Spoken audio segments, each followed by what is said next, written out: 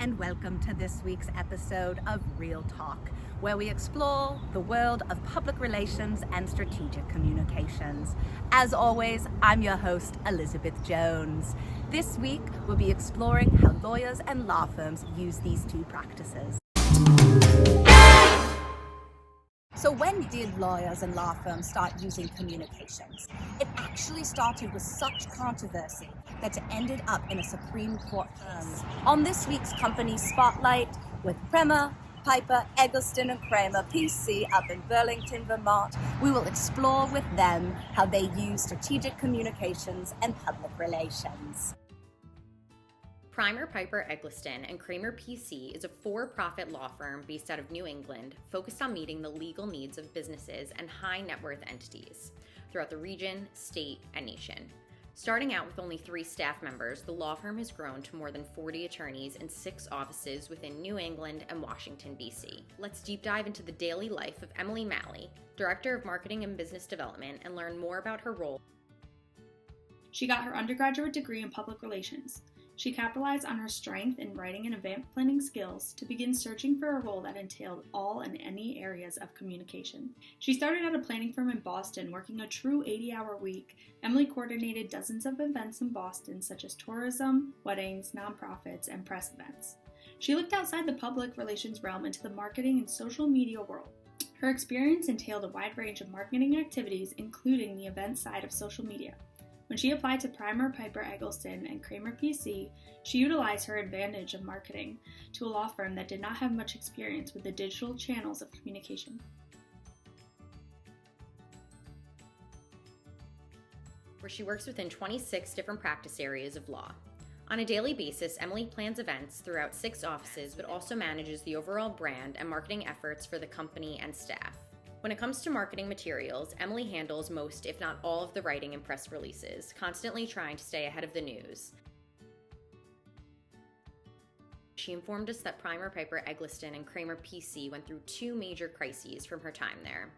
The first crisis involved reforming the local police department and cases of police brutality. The second crisis was a fraudulent case at a large ski resort.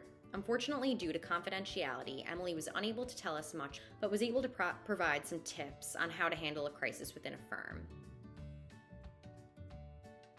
They utilize their social media by being consistent and using the company website, the company blog, and their LinkedIn platform. Emily shared that it's important to keep up with comments, likes, responding to people, and getting their best interest and use out of all platforms. Showcase who you are basically as a company, build your reputation and stakeholders. Emily would share that the key targets are the older generation, including majority of male clientele.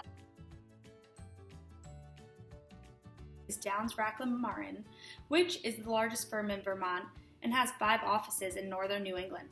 Their company has 55 plus lawyers who work with a diverse group of entrepreneurs.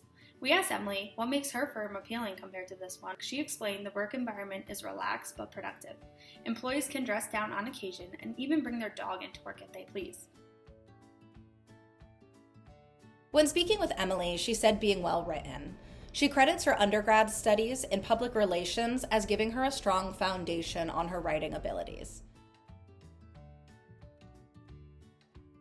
And she told us that for-profit budgets are huge in comparison to nonprofit. She feels she's been able to be more strategic with the corporate budget.